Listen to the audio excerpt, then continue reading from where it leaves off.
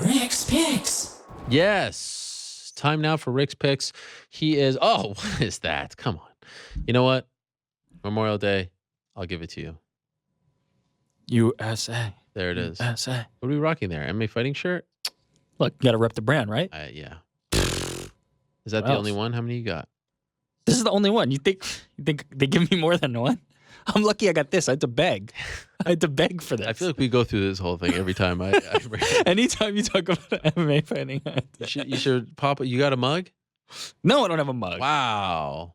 Look, I'm happy with what I got. Need to get Scott Holtzman the mug. He is dying for a mug. Is Scott dying for the mug? Or is Danny dying for the mug? That's a good question. But he did make me feel bad because Scott's a dad now. And he's I mean, look, he's mug. The Jewish guilt. Jewish guilt's a real thing. It is real. What a day, my friend. What a day. We did it all. We accomplished it all. Of course, we didn't talk to Michael Bisping, and everyone will make me feel bad about that. But we did get Darren Till. And to all those people. Yeah, but did you get Michael Bisping? No, I didn't get Michael Bisping. I suck. I really suck. It's unbelievable. What a weekend for you, though. Yeah, I mean, look. The Cavaliers advancing. I wonder. NBA Finals? I feel like, your beloved Reds losing just ruined the whole thing. Oh, wow. Off the bandwagon already. JK. Look at you. I mean, that was brutal. The tweets were cute. I appreciated that you knew the names of the players, like that you looked them up and everything. I thought it was cute. I thought it was cute. I will take this abuse, but not from you. From anybody. From anybody but nice. you. It was nice. I thought you was like, you looked them up, you Googled them, you made it seem like they were really... pick new teams. Did you watch? Like you're picking out clothing. Did you watch? I did, yeah. You did, wow. It was brutal. What was brutal about it? They weren't expected to win? No. Well, first of all, I'd say for the first 40 minutes, the attack was super aggressive. The pressure was on. It seemed like they were on the attack almost the entire time. Then I'm not a football Ramos expert. takes out. I'm not a football expert. I'm not a soccer expert. But don't you have to catch the ball like if you're the keeper, like and not throw it away? Oh boy. Isn't that part of what you're supposed to do? Or that was rough. Yeah, I mean, forget catching the ball. He rolled it off somebody's foot. Yeah, that was into the goal. I mean, the second goal, the goal by Gareth Bale where he did the bicycle kick. I mean, you can't stop that. There's no keeper in the world. That's one of the greatest goals. I mean, it's incredible. Every time I see it. But the other two? Yeah. I mean, come on.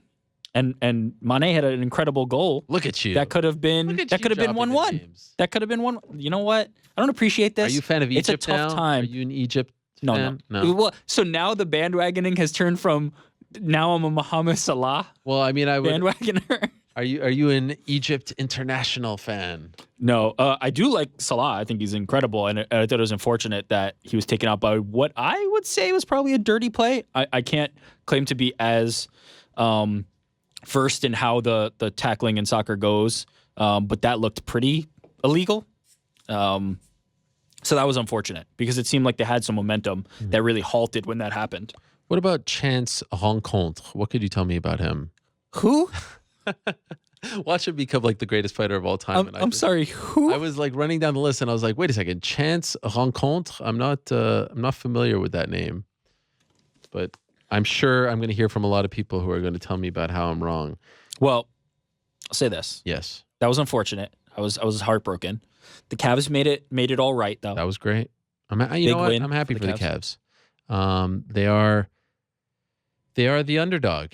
And it kind of feels like this matchup sort of feels like when the Buffalo Bills made it to the Super Bowl for the 4th straight time. It feels like everyone outside of Buffalo. Almost, except that the Cavs got the W. What I'm saying is this matchup happening for 4 straight years, it feels like most people outside of Cleveland and the Bay Area are kind of tired of it.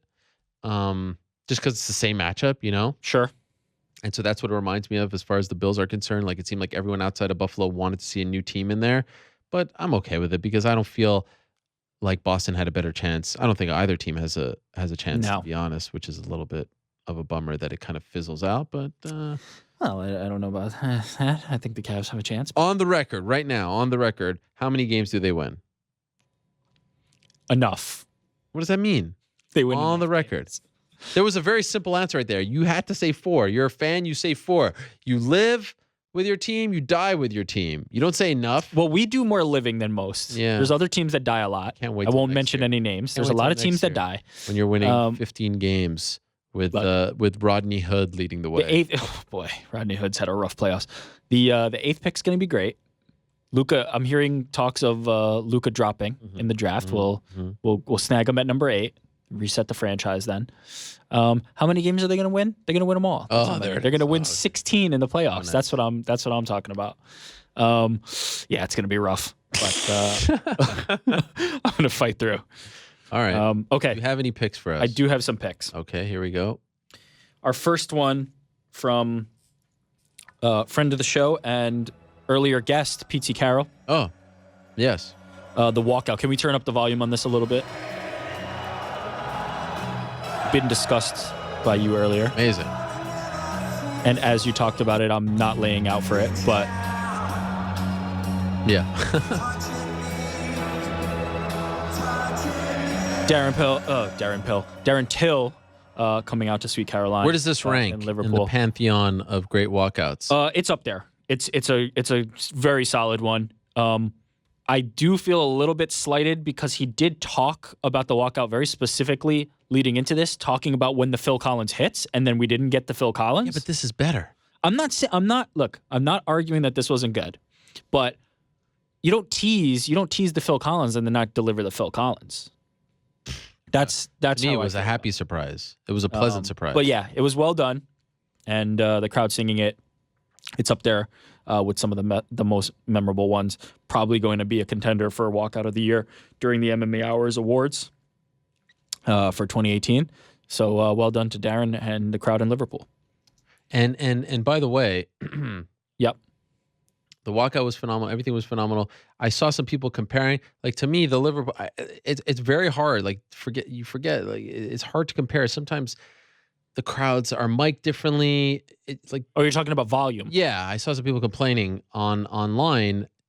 It's hard to criticize a crowd. You take it home. from whoever's in the arena. Yeah. They tell you they're the gauge for that, Right. and it sounded like it was mayhem. It was bedlam.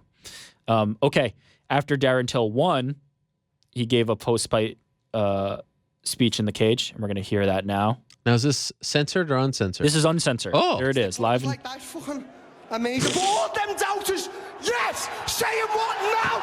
Now? Who the fuck is doubting me now? No one. He turned on the switch. Who's doubting him now? It's a good question. Again, can I play armchair producer Yeah. for a second? Director in this case. Stay on Darren in that moment. Stay on him. I want to see him. Play the clip again. You're telling me you don't want to see Darren Till right now? Okay, but I get the cut. No. Do the cut in the reaction. Do the They cut. were reacting. No, do the cut after that when Hardy's talking. You don't do the cut in the middle. I want to see the emotion. Amazing. But all them doubters, yes. Stay. It's doubting me now. Who the f is doubting me now? Stay with the man. Remember, I'm not here to take part. I'm here to take over. That clip isn't the same if there's a shot of the crowd. Stay with the guy. That was his. I'm not here to take part. I get it, but I also understand. All right. Okay. Speaking of crowd reactions to Darren Till, here we have outside the arena I love this. scenes. Keith in Liverpool capturing this for us. And now we have something from another user, a little bit more of the view. Oh, this is awesome. Incredible. Can you imagine being from a place and then one day, like, imagine you just walking down the streets of Flushing, New York, and having people shout your name. I'm not from Flushing, but I'd like that. Where are you from? Aren't you Jamaica, Queens, baby. Jamaica, Queens? Same thing. Isn't it close enough? You disgust me. No, it's not. Jamaica Look, and Flushing are, like, right next door. I'll take Flushing. All right. But no, they're not the same. Anyway, how cool is that? Very cool. Very cool.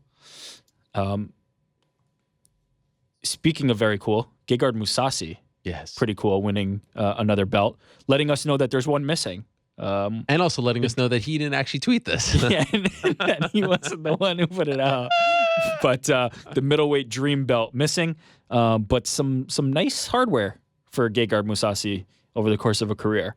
Always been a little bit underrated, but I think this says everything that needs to be said. Yes, and with the flag of Armenia underneath, and I mean, just Gegard Mousasi calling out Rory McDonald for being boring in interviews. I mean, what is this life that we're living? This is just incredible. Years ago, I mean, imagine. Imagine Gegard Mousasi saying that.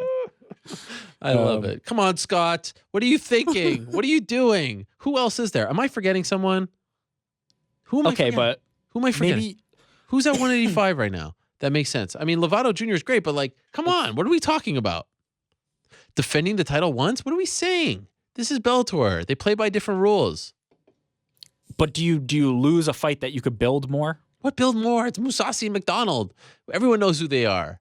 They've been in the UFC for years. Mousasi's been in this game for well over a decade. What are you building to? What is there to build? Explain to me. I don't know. Maybe a bigger event. Maybe there's something on the calendar next year that they can like. Yeah, I don't know. Like Bellator 300 that they're gonna do in freaking God knows where, Australia. There has to be a reason to not do it. There has to be. I don't think we've been given it yet, but there has to be. Makes my head hurt. There's like, I can't. You know what I miss? You know what I think it might be time. There's no real great. Like who's? I'm just looking now. Like we always talk about the UFC rankings, right? Yes, but there's no real great like MMA rankings these days, like consensus rankings. Right? Sure. I just want to see, and of course, there's no Bellator rankings. But who am I forgetting? Is there an obvious one? You know, like Michael Page isn't fighting Rory, right? No, there's not an obvious one. Just do the fight. Do it in freaking Canada. Do it in like BC. Do it in Ontario. You're telling me that's not going to sell? Do it in Montreal. You're telling me that's not going to sell? Rory versus I think it Gegard? would. I think it would. I don't think they're oblivious to that fact either. I can't imagine that there's not a reason. Come on. Don't screw this up. These guys could lose, right? They could get injured. It's a great fight. They both want it.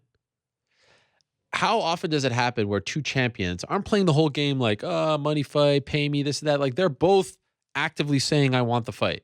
Give me the fight. Let's do the fight. Yeah. It's very rare in this day and age. Let's go. Come on. Well, Scott. It's in Bellator's hands. Let's go. Also from that event, Michael Page. Oh my God, this is incredible. A fantastic performance by him. Does David Rickles even begin to try to solve this? I mean, what is that? It's so difficult and it's so And I think Those kicks, they're like jabs. there's been a lot of talk over Michael's career regarding, level of competition. I think David Rickles is an opponent who eliminates some of that. That was it, right? That was yes. He's done. And this is where he tells him, "You're effed," and Rickles says, "Yeah, you're right." I mean, that's just on. And how about the referee not even understanding what's going on? Look, he's telling them to fight. Yeah. He's like, no, I'm done, man. There's like 10 seconds that have passed. Yeah. Wow, Michael. Well, I don't think Rickles went straight to him and made it clear, but at a certain point, it was very clear. Can I ask you, do you have a clip of the celebration? Look at that. I have that. Okay, so explain this to me. So this is Michael Venom Page with the Infinity Gauntlet. Now, what is the Infinity Gauntlet? Here's an important question. Are you actually unfamiliar or are you just teeing it up for me? I am 100% unfamiliar. as serious as a heart attack. I have no idea what this is. Okay, so there's a movie. Of course, I could have looked it up, but I just didn't care enough. No, I'm glad you asked. Okay. We'll get into this and then we'll get into the picture. He's wearing a glove with jewels on it. Okay. Of different colors. Yes. There's a movie out right now, in Avengers Infinity War. I've heard of it. In that movie, there's a character named Thanos who is trying to essentially kill half the population of the world, or of the universe, rather. Okay. In order to do that, he has this glove that was created for him, that gauntlet that you see, and he has to collect these jewels, which have different powers, put them into the gauntlet, and then he has the ability to do what it is that he is trying to do, which is kill half the universe. Mm. And so Michael Venom Page, being very powerful, is wielding that power and could kill half the universe if he wanted. Now, is this something that you could buy in a store, or do you think like he had this? I don't think that one's one you can buy in a store. No. Like at the Disney store they sell. Yeah, like, but look at the level of that. Like that's legit? that looks pretty good. That's not like a store. No, that's not one you find at Kmart down the aisles. Okay, so now. But this picture here, yeah, he's been featured many times on Rick's Picks. Chris Pratt, star of, or one of the stars of, since there's many, Avengers Infinity Ward. Is he here celebrating with Michael Page? Yeah, he's the guy. No, he's not the guy who wields the gauntlet. He is not that guy. Okay, that is played by Josh Brolin, but he is in the movie. He's a character named Star-Lord. I see. Well, I feel like Chris Pratt needs a better Instagram handle than Pratt. No? I'm okay with it. It's a little weird. Isn't he like a big enough star that he can just get his own name? He's a big enough star that it doesn't matter what his handle is. You'll find it. That's true. But he clearly, a big fight fan, in attendance for Bellator 200 here after the fight, celebrating with Michael Venom Page. My favorite part of this picture is Bellator matchmaker Rich Chow just sort of kind of peeking over. Yeah, he's creeping over with Hans Molenkamp of Monster. They're like, hey guys, include us. Like, I don't think they're actually trying to photobomb. They're just trying to see what's up. They might have even been trying to get out of the way, but that's true. Let's see how many followers. Wow. All right, he's doing pretty well, that Chris Pratt. Yeah, I think his handle's all right. 18.2 million followers on Instagram. Wow. I think people can find him. I can't tell you one movie that Chris Pratt has been in. I mean, other than I guess this one. It seems like he's doing something with Jurassic World. Yeah. You can see that. You never saw that. Did it just come out? No, because he says, I'm being complete. There's a second one. Oh, yeah. Out. Yeah, it seems like he's really promoting something. So you never saw that, huh? No, the new one? Jurassic World. No, this is an older movie. I've seen Jurassic Park, of course. No, not Jurassic Park. He wasn't in that. No, I've never seen. Is he British? No. Chris Pratt's not British, huh? What was he doing in England? I don't know. Filming something, maybe? Promotional tour for Avengers? Who knows? I see. Well, that's cool for Bellator to get him there. Yeah, 50 Cent also there. I wonder if they paid him like they paid 50 Cent. Well, there was a picture with 50 Cent and Michael and Chris Pratt. You make this stop. Although I'm all about Charlie Ward versus 50 Cent. I'm all in. Sign me up. Look, if it's not going to be Wiz Khalifa, no. Charlie Ward seems just as good. Charlie Ward versus 50 Cent is the ultimate. Is it? Would you rather see Charlie Ward, who trains at SBG? Yeah. Or would you rather see Charlie Ward, former Heisman winner, no. Knicks point guard, fight 50 Cent? I want SBG's Charlie Ward. And by the way, how about Demetrius Johnson tweeted just moments ago? Did you see this? What did he tweet? Him competing against Thanos and pulling off the whiz bar. Oh, yeah, I did. I saw that quickly, but I didn't have enough time to How did he get him in the game? People do the creative characters. You've seen yourself in the game, right? Yeah, but this is weird. The guy's like all blue and stuff. How do you do that? Magic, I believe. He did it. Yeah. But have you ever played this game? I haven't, no. Yeah. I kind of stopped playing video games. Wow. Ever since you became a daddy. A little bit before that, but that doesn't help. That's for sure. Wow. Okay. We go to another highlight from this event. Aaron Shore. No, Aaron Chalmers. Aaron Chalmers. This was great. Look at this. He said he was going to rip his head off. He's got heavy hands, this Aaron Chalmers. Yeah. Man. He's dropping people left and right. Look at this standing guillotine. Bam! Woo! Look at that body. Choked out limp. You see that body? Yeah. Like you could pinpoint precisely when he's out. Oh, look at that knee too. For a second, I thought the knee was illegal, but then there were a lot of people talking about whether they thought this was suspect or something. I mean, talking about suspect. The punches that they were throwing in there did not look like. Get out of here with suspect. They were working here. This looked like a guy getting choked to damn sleep. Yeah. Yeah. So big win. Me to ask him that. I'm like, what are you talking about? Yeah. No, not about that. But I mean, respect to Chalmers. I think he's handled this his entire career so far in MMA pretty well. I think he's giving a good account of himself. Awesome. That choke reminded me of a very, what's the word? Vocal person who sends me messages all the time on Instagram. A guy named Duncan Smith, here featured at NEF 33, a local event in, I believe, Maine or the New England area. And as you'll see in a second, he's going to get a very similar choke But Duncan sending me Instagram messages all the time, finally getting the nod for this choke. Oh, now he's going to send you even more. Look at that. Bang. Is this new?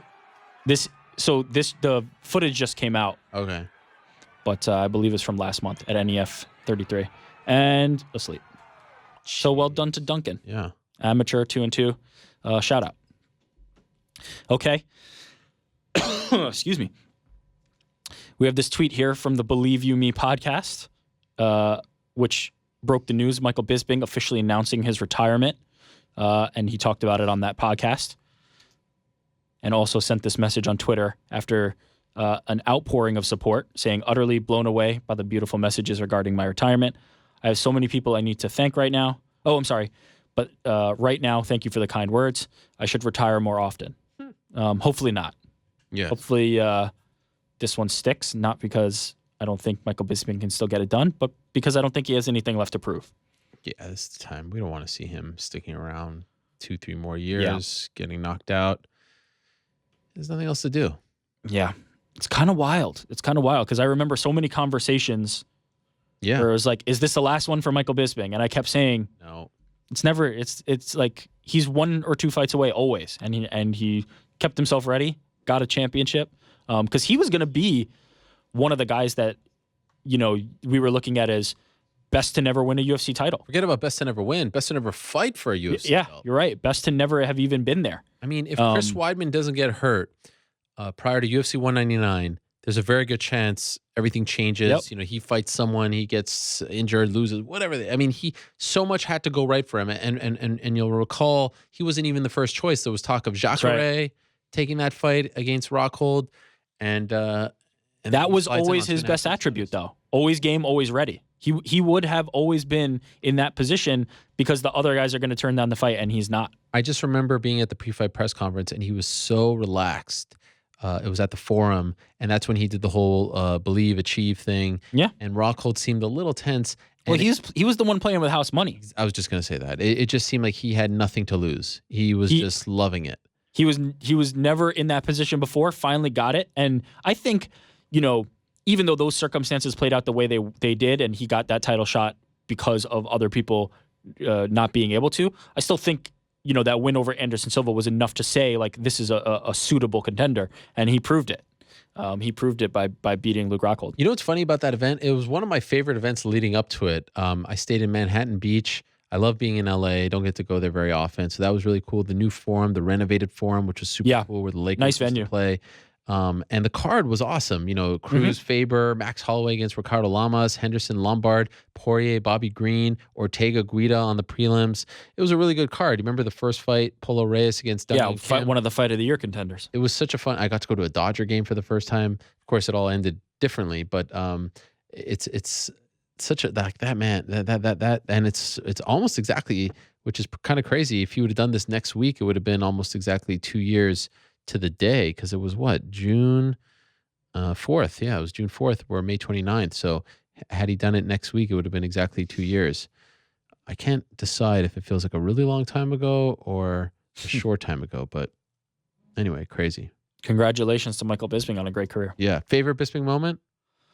I don't know if I have one. I don't know if there's one moment that stands out to me more than just respecting him as one of the OGs of the trash talk game, and just being able to make every fight that he was in, to me, felt like he took something personally, and you don't really see that anymore. You don't see somebody who gets as up for the fights the way he does. He was able to generate trash talk. He was able to generate bad feelings in a way that I don't think anybody before or since has been able to, and even late into his career, he was able to do that. So I don't know. I don't think I have a specific moment. I kind of just think of him as a very unique character in this sport that I don't know if we'll ever see again. And one of the true all-timers. Yeah. And I think I would have said that even before winning the UFC belt, but that solidifies it. That just makes it gravy. He's just one of the best interviews in the history of the sport, at least in my time. Yeah. And I was trying to think of what my favorite interviews with him were, because every time he comes on, he smashes it. It's incredibly entertaining. The walk and talk in London prior to the Anderson Silva Yep. fight was phenomenal, and thank you to Ant Evans for setting that up. A bit of a drive-in talk at times. A bit of a driving talk, that is right. The appearance on the MMA Hour after the Rockhold fight, the second one was announced, was just like some of the most inspiring stuff that has ever been said on the show. I mean, I remember he was sitting outside. It was just incredible. I highly recommend going back and watching that. And the sit down that we had in Montreal, UFC 186, or prior to 186, we were actually supposed to talk to Demetrius Johnson that day, and he got super sick. He had some kind of food poisoning or the flu. And so there's old reliable Michael Bisping sitting down to talk to us. And I'm so glad that he did, because when you look back at that interview and you hear him talk about this coming off the Rockhold fight in Australia where he lost and was somewhat dominated, submitted for the first time, him talking about the belt and all this stuff was just ludicrous. Goes into that fight against CB Dalloway, not a ton of buzz going into that fight, and then comes back against Talis Latest, and then all of a sudden he's back in that position. So I'm really happy that we got the opportunity to do that. But he was always available, always willing to come on the show, and always so accessible. And I mean, I was in Australia with the Jorge Rivera fight, the spitting and all that stuff. Yeah. What a ride it has been for him. Unbelievable. We will miss him. Absolutely. He's one of the ones that we had it good, and now he's gone. Okay. I'm featuring here a tweet from the Mac Life about the ESPN new television deal in the $1.5 billion range, but only to say Conor McGregor. Yes. Responding, quote tweeting that and saying respect. His eyes on the new UFC and ESPN deal. True or false? Conor McGregor, in the span of this 5 years, right? It's a 5-year deal. And so people, just to be clear, it's not $1.5 billion a year. It's, Total. It's $300,000 a year over 5 years. And by the way, just to be clear, and this has nothing to do with my future employment, the UFC at the height of the Fox deal, which is this year, it kind of increased every year. They're currently making $160 a year, right, from Fox. Same number of events. They keep production control. Ratings are down. Somehow they were able to double it. Yeah. And not only that, go to where they've always wanted to be, at least Dana White, and that's ESPN. That is incredible. That is a home run unlike any home run that they've ever hit. Maybe the $4 billion sale, but that is a massive victory for the new ownership group. And you're not just going, it's great to get that money from Turner, from Fox, from anyone, but now you're going to the, like in a way, being on Fox is cool and all, but it kind of lives in a vacuum. The way ESPN works with all the ancillary programming, whether it's First Take or Sports Center or PTI, you get talked about a little more. Witness the fact that over the last 2 days, I went on the ESPN app, which, by the way, again, I really highly recommend it. They've done a great job with it, and I'm not being biased. They really have. But there has been, in the 5 headlines, which is, calves, this, that, there's been a UFC story the last 2 days. There's been Khabib Conor talk, and there's been Bisping retiring. Now, these are pretty big stories. Yeah. But you're a part of the news cycle, and that's something that you can't necessarily put a value on. So my question to you is, and I agree with Dana, like this is a huge victory and he deserves to be very happy about it. But my question to you is, in those 5 years, does Conor McGregor ever fight once on ESPN? Yeah. You say yes? I say yes. Wow. I think it would happen early, but yeah, I say yes. Interesting. I have no insight. I'm just curious what you thought. Yeah, I just think as a show of good faith, you get into this deal, you have to throw them a bone at some point and make that a thing that happens. And I think you can figure out ways to make it work. I think you can figure out ways to recoup that. I think you can figure out ways for Conor McGregor to be on board with that. So I'm going to say, yeah, I think it happens once. And one thing to look out for, a lot of these events happening on ESPN Plus, which I know there's reservations because of the price tag. Yeah. And again, this is just in America. However, they will be run, from what I'm hearing, much like a Fight Pass card, where because you're paying for it, less commercials, less breaks, quicker events. And so I've said on this show, I would be willing to pay more to make those events shorter. So if I don't think you're alone in that regard. The events were hard to watch. So I'm curious to see the changes. I'm curious to see what they bring over, what they don't bring over.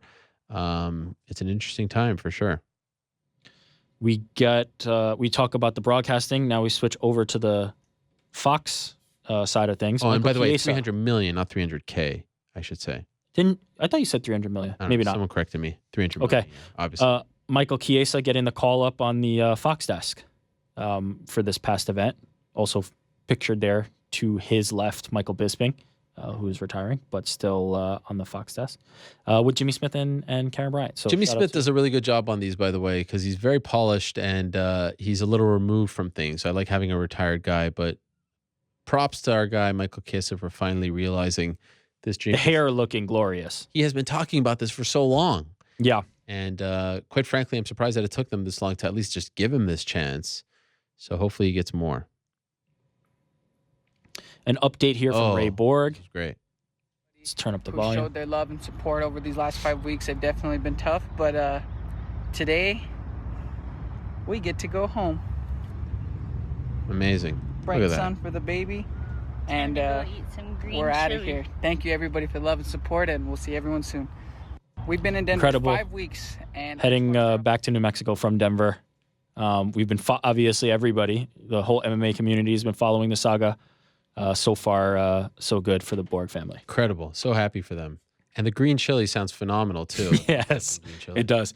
Sticking with our baby theme, Bronson, Oh, yeah. TJ Dillashaw featuring his son, with the T-shirt that he came out with him as a youngster on the What do you mean he came chest. out with it? He's selling that T-shirt? Yeah, TJ Dillashaw is selling this T-shirt, the Killashaw T-shirt. What is that? I haven't seen that. It's just him, it's like a old elementary school photo, and on the bottom it says Killashaw. Wow. He's a gangster. That's interesting. Yeah, you didn't know about the Killashaw No, shirt? I did not. Well, Bronson's rocking it. But yeah, I love this shirt. I love the Killashaw shirt. Wow. That is cool. We'll get you one. Well, thank you. Are you in charge of that? No. Oh, okay. Um, Look at this. also sticking with the baby theme, Yeah, look at Misha you. Tate getting some rounds in while 9 months pregnant. It's incredible. I don't know if this is advisable. I'm not a doctor. I mean, you're cool as long as you're But not getting yeah, punched. do your thing, Misha. Incredible. Look at that. Could still kick both of our asses. Apparently, Claudia Gadelia is the videographer on this. It's a little Great extra. Jimmy Gifford. Look at that. she didn't forget anything. Boom, boom. Look at that right hand. Boom, boom. 9 months. Incredible. Okay. Oh, here we go. Robin Black, interestingly, had a breakdown of Sergio Ramos taking down Mo Salah. Artist Ramos initiates the step across trip, creates the ledge here. That's the obstacle. He then applies rotational force against Salah, destabilizing him and turning him. What is the key to this takedown? Well, This it's is the a nice grip on job the forearm. capitalizing on That's a the very root of the mainstream control. moment. You see it right here. The arm drag from wrist control. And now let's put it all together. Wrist control to start. Then hyperextension on the elbow to force the body to follow and set the ledge to complete the trip using the momentum created. It's a filthy outcome. All of Salah's weight and force come down on the radius and ulna. Small bones, huge impact, nasty. Refs need to protect these athletes. Yeah, I agree. Don't worry, brother. Liverpool is with you. You'll never Now, here's the thing. walk alone. That's a great ending right there. But here's the thing. A lot of focus on the right, but the injury was set to be the left. Yeah, I think he planted on that arm, but yeah, it seemed like, here, look. But he's talking about the right, but the injury is the left. Yeah, he's going to plant on that arm, but I think he actually takes the force on the other side. Oh, I see. Like it wasn't in the plant, it was in after this. Yeah. You're going to see him hit the ground tough Right there. there. That's where the injury came. But yeah, unfortunate. Oof, right there. Yeah. Yeah, that's the injury. But thanks to Robin Black for that breakdown. Okay, last one. Look at GSP. I was so scared during this fight, so we tried to poison. I was so scared of fighting Nick Diaz, so we poisoned his IV. But he survived, so I was even more terrified, So all the athletic commission was on my payroll, so they tricked away, and then I made it. And it went through, so I was even more terrified. So the alien abduct me and put they put the gamma ray to increase my strength like the Hulk, like a performance-enhancing drug. And the fight was still happening. So right before I put some glass and cement in my gloves, make sure. And still had a crazy hard fight. So gotta now we know the confess. truth. Okay. We know the truth about GSP versus Nick Diaz. Even more Poisoned? interesting to me, GSP looks slim. No? What do you mean? What were you thinking he would look like? I feel like he's slimmer than usual. Feels like maybe he's on his way down to a certain weight. Did you not feel that as well? I think he looks about what I expected him. I don't know. Looks slim to me. Yeah, you know what? Maybe you're right. He was looking bigger as he was making his comeback. Yeah, maybe you're right. Let's see. Slim. Looked very slim. Looked to be in great shape. Looked to be in great spirits. But he just looked slim. Disappointed a little bit that he admitted cheating in this way, but Listen, Nick Diaz has had a tough week, so why kick a man while he's down?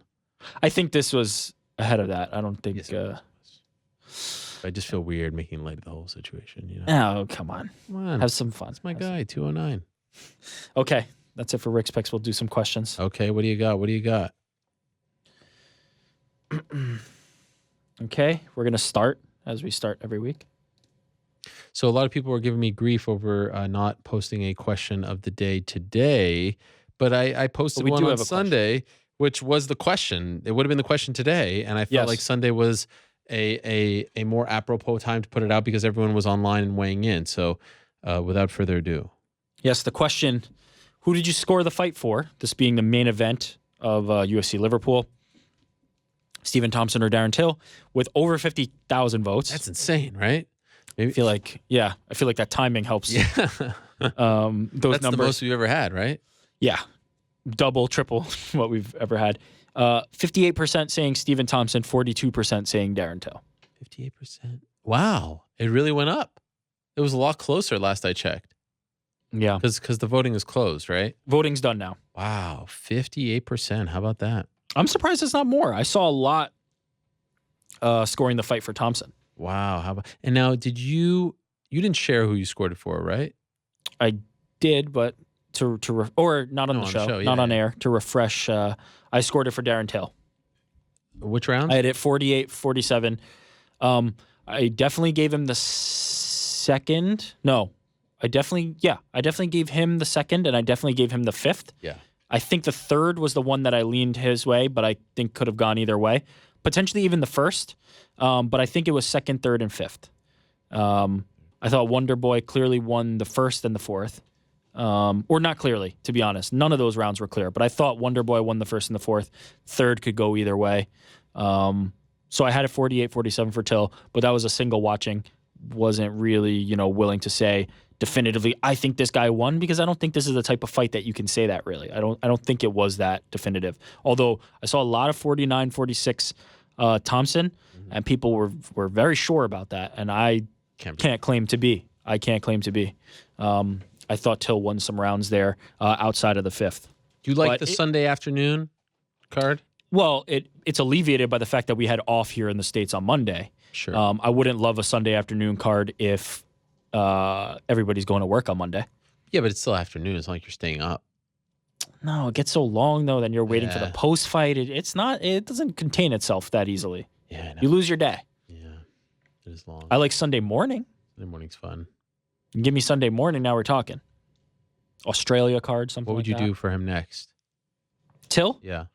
I think you gotta pull the trigger. You gotta go title shot. What? Yep, What's wrong with you? that's it.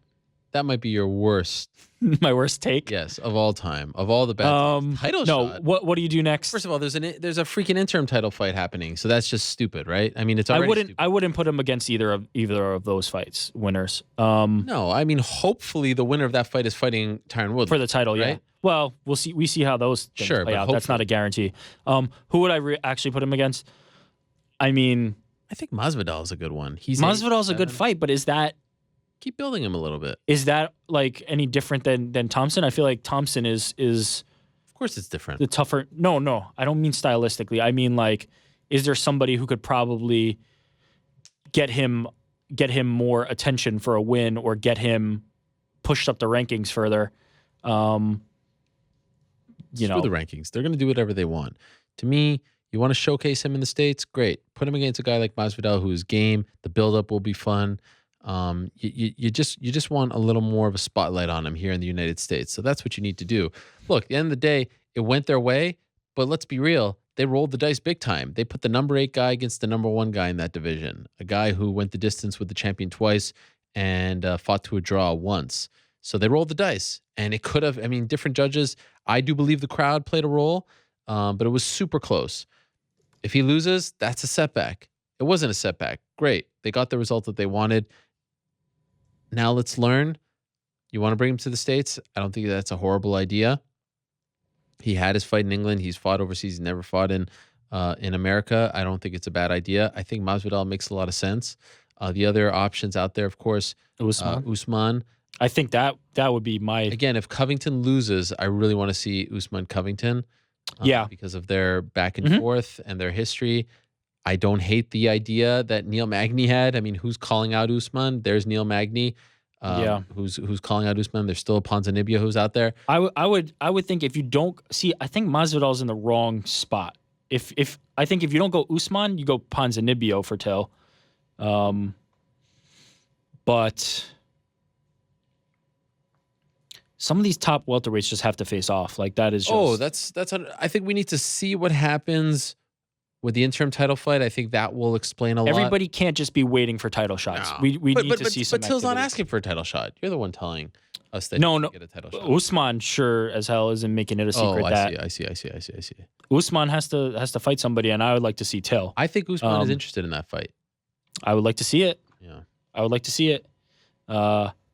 If not, though, Till versus Ponzinibbio could be a damn fun fight. Not that Masvidal couldn't. I don't know. I don't think that's the fight. All right. Magny obviously in the mix. Like that was a really good performance. I think. These guys. There's too many people on streaks now in the top 10 welterweights. We need to see some of these matchups. I agree. And Maya's kind of in no man's land now. Yeah, Maya's in a tough spot. Yeah. I would have suggested Gunnar Nelson, but that happened already, and it wasn't good. We saw that one already. It was a long time ago. Okay. Regarding the scoring, this question dovetails from our previous one. Should MMA judges be set in a separate area from the fight with no crowd sound?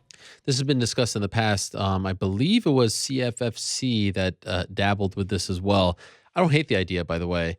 Or earmuffs, headphones, something to that effect. I definitely feel like the crowd influences. And I don't feel like the judges are going in there biased, but I definitely feel like a crowd is going to react very positively and emphatically when their guy is doing what they perceive to be great things. And honestly, sometimes they're not even landing. And so I think it would be cool. Again, I'm open to that. I'm open to open scoring. But then I'm open to the idea of earmuffs. I'm open to the idea of having them in separate rooms, but what are they watching? What kind of monitor? What's being fed then that to them? changes the idea of them being cage side to judge from these angles. I'm open to open scoring. I like evolution. I like when they play around with things. I think you have to introduce them separately, though. Oh, of course. I don't think you want to start introducing multiple things.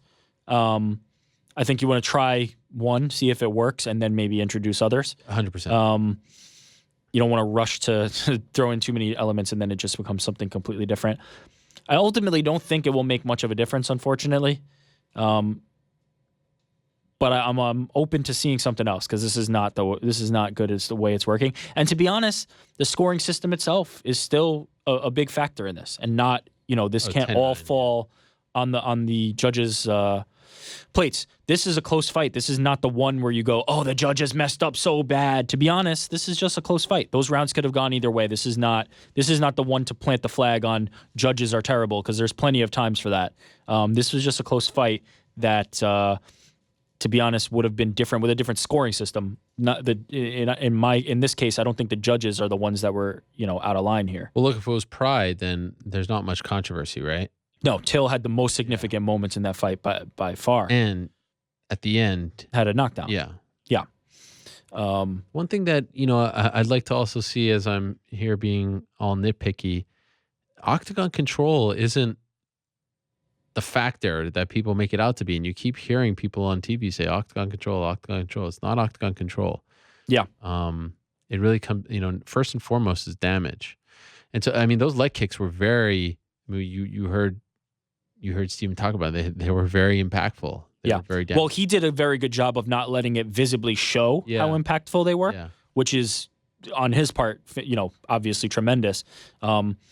Because you could see the bruising, you could see how badly he was being hurt there, without letting him, show that his movement was impacted, visible limp or anything like that. He did well to fight that off. Till did some damage with that. Okay. Liam asks, after creating a quality atmosphere at UFC Liverpool, do you think the UK should get a pay-per-view at least once a year? The problem with that is, of course, that it would happen at 3 a.m., 4 a.m. like the Manchester card did. Well, it's funny you say that. He says, we don't care if the main card starts at 3 a.m. to accommodate for American audiences. Hungry for a pay-per-view in the UK. Yeah, I know. I appreciate the fact that he may not care. I don't know about everyone else. I like the fact that he's speaking... he's speaking for everybody in the UK. But I get what they're trying to say, or I get what he's trying to say, is that he wants, high-quality cards. I thought this was pretty... decent. I mean, you get Till, that's huge, and Gunnar Nelson. The rest of the card was a little thin. Like I think, some of it didn't play out. I think top to bottom, the Utica card is better, and that's fair. And I just think that there's top to bottom more interesting fights, but it's hard. Like this is the same thing that is brought up time and again for the past decade. UK wants better cards. To me, just be happy that you're getting cards. And of course, you don't have to go to the cards. You don't have to pay for tickets, but the whole product is a lot more thinned out. And so, everyone wants Conor. It's like this show. Oh, weak lineup. Oh, where's Nate Diaz? Where's Conor McGregor? Like, of course you want those people. Where is Nate Diaz and where is Conor McGregor? Where are those people? Where's the interview with Nick Diaz from his jail cell? Jail. You. So anyway, yeah, I get it, but just be happy, all right? And by the way, if you live in England, you got Bellator 200 on Friday. And this card. Put those two cards together, pretty damn good card. I don't know if it works that way, but at least they got to watch Bellator live over there. Yeah, unlike us. A Unbelievable. little tough. Unbelievable. Okay. Michael asking, did Darren Till's performance on home soil make him a star, much like the Cleveland fight card did for Stipe, the Ireland fight card did for Conor? Did you feel like that helped push that forward? To a degree, making the him a build local up, star? all that, yes. Those finishes were different than this one, of course. Those were very clean. Very Conor definitive, finished. yeah. Diego Brandao, Miocic finished. Alistair Overeem. So this one's a little different. The narrative, had he done that to Wonder Boy, would have been all praise, all this and that. And of course, there's the weigh-in. So I don't think it's as clean. I do think him walking out like that. I mean, again, not that long ago, this guy was fighting on the Fight Pass prelims on these like throwaway Brazilian events. So like, tell me, he looks like a star.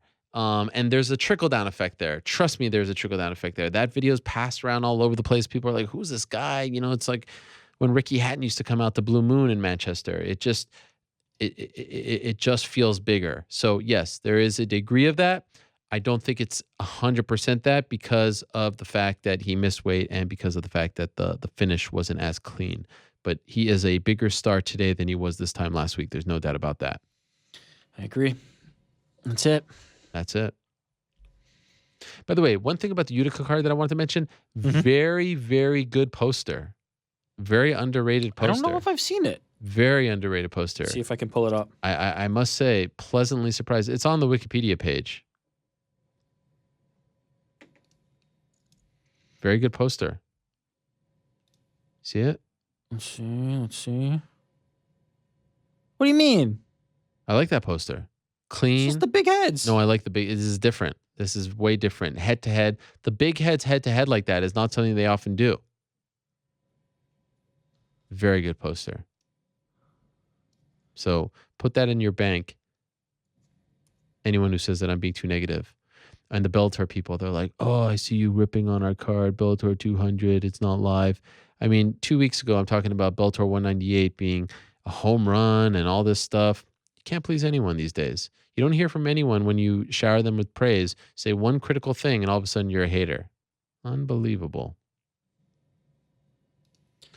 Shorty Torres, Jared Brooks. Who's the favorite? Ooh. I'm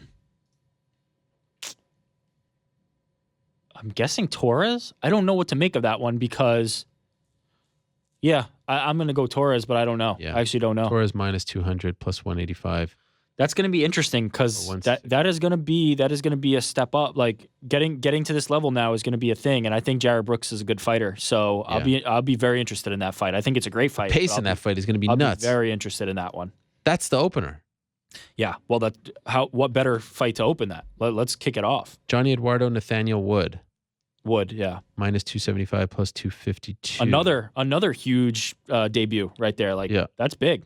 Those top two fights. They just signed two of the biggest prospects in the sport. Yep.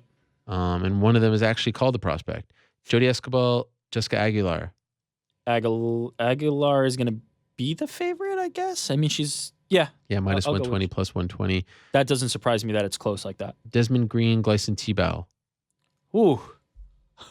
I guess Dez is going to be the favorite. Minus 265, plus 246. I don't know if I'd count. He hasn't looked great lately, but I don't know if I'd count Tebow out of that fight. I think that's a winnable one for him. Bilal Muhammad against the great Chance Rencontre. Yeah, I think Bilal. Minus 375, plus 336. David Tamor, Nick Lentz. Tamor. Yeah, minus 278, plus 256. Lauren Murphy, Sajara Eubanks. Eubanks. Oh, I would have said Murphy. Minus 160, plus 148. Sam Alvey. No, I think the tough run really opened people's eyes to Sajara and how good she is. I think that's a good fight, though. John Vellante, Sam Alvey. Ooh. Toss up. I don't know. Close. I'm guessing maybe Vellante, but small. Wrong. Plus 123, minus 135. Yeah, that sounds about right, though. Jake Ellenberger, Ben Saunders. Ooh. Tell you, fun card. Yeah, there's a lot of fun ones on this. That's what I'll say. Ellenberger, small. Yeah, 172, minus 172, plus 158. Walt Harris, Daniel Spitz. Spitz has been impressive. Probably Harris. Yeah, minus 302. Spitz has been impressive. I think he's also live. Julio Arce against Daniel Tamor. Tamor brothers on the card.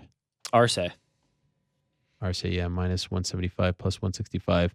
Gregor Gillespie against the Fisher. Yeah. Fisherman. Vince Pichel. Man, these are good fights. Super close. Gillespie. This is the biggest one on the card. Minus 461, plus 420. He's a big prospect. Yep. And last one, Jimmy Rivera, Marlon Moraes. Wow, what a fight. Man, I love this card. You're right. I'm telling you, it's a phenomenal. You're right. I love this card. Look at Gareth Davies tweeting Rivera? me because I said that he was great on the broadcast, and now he's buttering me up. He was great on the broadcast, by the way. They should keep him on that desk all the time. Who'd you pick? I said Rivera. Is he the favorite? Yes, slight. Minus 110, minus 101. That one's tough. That one's super tough. I'm glad we're finally getting it. They've talked about it enough. Oh my God. I'm excited. I love that fight. Yeah. Good card. Good card for Utica. So that is Friday. And by the way, BKFC on Saturday, Bare Knuckle Fighting Championship. We learned all about it today. Yes. How fun is that? All right, my friend. I'll see you on Monday. Thank you very much. Great job. So, yes, there's the flag. Yes, how nice. Here we go. To all our friends out there. So, yeah, this is Tuesday, back on Monday. Same time and place. So stay tuned for that. Of course, we'll talk about Utica, and we will be on the road to Chicago. UFC 225 coming up in less than 2 weeks. June 9th in Chicago, Robert Whittaker against Yoel Romero, Colby Covington against Rafael Dos Anjos, and of course, the much-anticipated, long-awaited return of one CM Punk. For now, you can hit my music. It is time to say goodbye, my friends. So weird that it's Tuesday. It still kind of feels like Monday. So weird. But this has been a fun show. Always fun to do the show after a big weekend. So much to discuss, so much going on. I want to thank everyone who tuned in. I want to thank everyone who stopped by. I want to thank all our guests today. Thank you very much to the great Petey Carroll, who did phenomenal work last week in both London and Liverpool. Thank you very much to Rory McDonald. Looking forward to what's next for him. And of course, congratulations to the one and only Gegard Kinky Musasi, who says that he's slowing down from the kinky game. But I feel like now that he's a champion, he's going to pick it back up. At least I'm hopeful. And I'm also hopeful that they'll make that fight. Roy McDonald, Gegard Musasi. It has to be made. It has to. Thank you very much to Andre Harrison for coming in studio. First time I have a chance to talk to the Bull. And of course, thank you for the gifts as well. How fun was that? Looking forward to his return on June 7th on NBCSN. I won't be there, even though it's in New York, because I'll be in Chicago for UFC 225. Thank you very much to Beck Rawlings, and good luck to her this Saturday. Bare Knuckle Fighting Championship. How about that? Thank you very much to Arnold Allen and his mustache. Great job. Congratulations on the big win. Thank you very much to Aaron Chalmers. Keep doing your thing, my friend. Thank you very much to Michael Venom Page. Congrats to him on the phenomenal win. Thank you so much to Stephen Thompson. Congratulations to Angela Lee. And of course, thank you and congratulations to Darren Till for his big win on Sunday night. Back next week, same time and place. Until they say peace. I'm out of here.